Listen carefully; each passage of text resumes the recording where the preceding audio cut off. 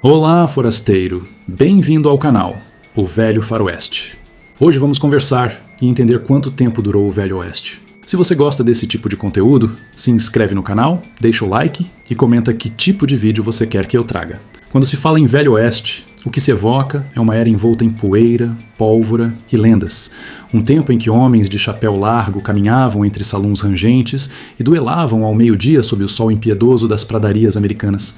Mas além do mito, há a história. E entender quanto tempo durou o Velho Oeste exige que se retire o véu da ficção para contemplar o longo, tortuoso e fascinante processo de conquista e ocupação do Oeste americano. Para muitos, o Velho Oeste é um período que começa após a Guerra Civil dos Estados Unidos, em 1865, e termina por volta de 1890, com o fim oficial da fronteira, conforme declarado pelo censo daquele ano. Esse recorte, embora funcional, é limitado. O espírito do Oeste selvagem começou muito antes e perdurou, em essência, muito além. Tudo começou com a ideia de expansão, um impulso que moldaria toda a história dos Estados Unidos. Já no final do século XVIII, o sonho de conquistar o continente de costa a costa estava presente. Era o destino manifesto dos norte-americanos: ocupar, civilizar, transformar.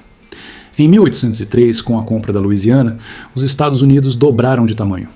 Jefferson comprara o território da França, sem sequer saber tudo o que havia ali, mas ele compreendia que o futuro da nação estava no oeste. Foi nesse contexto que surgiu a célebre expedição de Lewis e Clark, entre 1804 e 1806, uma jornada épica que traçou os primeiros contornos do oeste desconhecido. Enviados por Jefferson, eles partiram rumo ao Pacífico, cruzando montanhas, rios e pradarias, encontrando tribos indígenas, documentando flora e fauna e estabelecendo os primeiros contatos oficiais com as vastas terras que um dia seriam disputadas por colonos, mineradores, vaqueiros e soldados. Durante as primeiras décadas do século XIX, o avanço rumo ao oeste foi lento, mas constante. Missionários, comerciantes de peles e pequenos agricultores se aventuravam por territórios perigosos, enfrentando as intempéries e os conflitos com os povos indígenas. Fortes militares surgiam aqui e ali como sentinelas de uma civilização em construção. Mas foi a Corrida do Ouro que acendeu o pavio da explosão populacional. Em 1848, descobriu-se ouro na Califórnia. Em 1849, milhares de pessoas, os chamados 49ers, atravessaram o país para buscar fortuna. Essa febre do ouro não se limitou à Califórnia. Em décadas seguintes, haveria descobertas em Nevada, Colorado, Dakota do Sul e outros locais, sempre desencadeando ondas de migração. Cidades brotavam em questão de semanas. Em muitos casos, viravam fantasmas meses depois. Mas, enquanto duravam, esses centros efêmeros fervilhavam de vida, com saluns, bordéis, ferrarias, igrejas improvisadas e uma lei tão frágil quanto o papel em que era escrita. Foi nesse cenário que nasceu o arquétipo do Velho Oeste, não apenas geográfico, mas simbólico. O cowboy solitário, o pistoleiro sem passado, o xerife incorruptível, todos foram moldados nessa era em que o império da lei era escasso e a sobrevivência dependia de coragem, astúcia e, muitas vezes, de um bom revólver calibre .45. Com o fim da Guerra Civil em 1865, centenas de milhares de veteranos, muitos sem emprego ou propósito, partiram para o oeste. As ferrovias estavam se expandindo, a terra era oferecida em troca de trabalho. As armas já estavam nas mãos.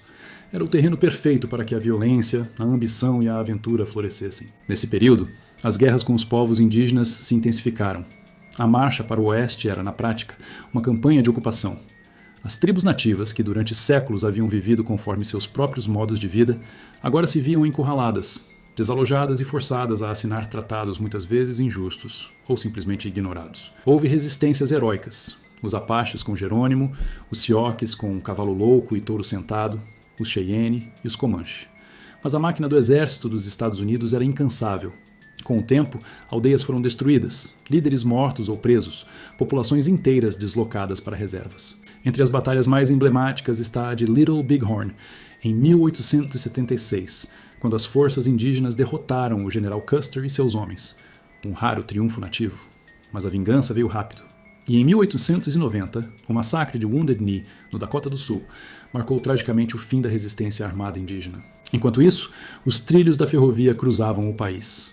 A linha transcontinental foi concluída em 1869, ligando o leste ao oeste com aço e fumaça. Onde antes era preciso meses de viagem, agora levava-se dias. As grandes companhias ferroviárias se tornaram impérios. Ao longo das linhas férreas, cidades surgiram, economias floresceram e o oeste foi pouco a pouco domesticado. Com o avanço da agricultura mecanizada, surgiram os homesteaders, Famílias que, incentivadas por leis como o Homestead, reivindicavam pedaços de terra para cultivar. Esses colonos enfrentavam secas, pragas, ataques e solidão, mas também construíam comunidades, escolas e igrejas. O Oeste começava a deixar de ser selvagem. Nesse meio tempo, o mito do pistoleiro ganhava vida. Homens como Jesse James, Billy the Kid, Butch Cassidy e os irmãos Dalton tornaram-se figuras públicas, ora odiados, ora celebrados. Assaltavam trens, bancos, diligências. A linha entre fora da lei e herói era tênue. A imprensa ajudava a criar lendas, e muitas vezes exagerava ou simplesmente inventava os feitos desses personagens. Do lado da lei, surgiram nomes como Wyatt Earp, Doc Holliday, Pat Garrett, homens que também carregavam um passado duvidoso, mas que se tornaram defensores da ordem em cidades como Tombstone, Dodge City e Deadwood. O famoso tiroteio no OK Corral, em 1881, é talvez o duelo mais icônico da história americana, ainda que durasse menos de 30 segundos. Em 1890, o Escritório de Censo dos Estados Unidos da América declarou oficialmente o fim da fronteira. Essa afirmação, embora técnica, tinha enorme peso simbólico. Já não havia mais território desconhecido a ser explorado. O país, de costa a costa, agora era território nacional, subdividido, mapeado, governado, mas isso não significou o fim imediato do Velho Oeste. Ainda havia conflitos, ainda havia cidades sem lei, ainda havia cowboys conduzindo gado por trilhas como a Chisholm Trail. Em muitos cantos do Texas, Novo México, Arizona e Montana, a vida seguia quase igual à de décadas anteriores. Apenas aos poucos os telégrafos, as estradas pavimentadas e os automóveis foram substituindo cavalos, carroças e mensagens a cavalo. Culturalmente, o Velho Oeste nunca terminou. Pelo contrário, ele foi ressignificado como um mito fundador. Já no início do século XX, filmes mudos começaram a retratar essa era com romantismo e aventura. Com o tempo, Hollywood transformou cowboys em heróis globais. John Wayne, Clint Eastwood e tantos outros perpetuaram a imagem do homem solitário que impõe a justiça com as próprias mãos. Escritores como Louis L'Amour, Zane Grey e Larry McMurtry mantiveram viva a literatura western, explorando os conflitos morais, sociais e culturais da época. Mesmo nos anos 1950 e 1960, ainda havia pessoas vivas que haviam testemunhado a era dos cowboys. Alguns chegaram a aparecer em programas de televisão, contar suas histórias e posar para fotos. A linha entre fato e ficção ficou cada vez mais tênue. E é por isso que, quando se pergunta quanto tempo durou o Velho Oeste, a resposta é: depende. Se formos objetivos e considerarmos o Velho Oeste como o período entre 1865, fim da Guerra Civil, e 1890, fim da fronteira, temos um intervalo de apenas 25 anos. Se ampliarmos para incluir a ocupação inicial após 1803 e os resquícios culturais que duraram até pelo menos 1920, temos mais de um século de Velho Oeste. Mas, se olharmos sob uma lente mais ampla, veremos que o Velho Oeste não é apenas um período histórico, mas uma ideia, um símbolo da aventura, da liberdade e da brutalidade de um tempo em que os Estados Unidos ainda se construíam à força de suor, pólvora e esperança. Em uma planície esquecida do Kansas, ou nas trilhas desérticas do Arizona, o vento ainda sussurra histórias de um tempo em que cada homem era seu próprio juiz, cada terra era uma promessa e cada pôr do sol podia esconder um duelo. O Velho Oeste durou o tempo suficiente para se transformar em lenda, e como toda boa lenda, jamais morre completamente. E aí, forasteiro, gostou do vídeo? Se sim, deixe seu like, ajude o canal se inscrevendo e comentando o que você gostaria de ver nos próximos vídeos, e até a próxima.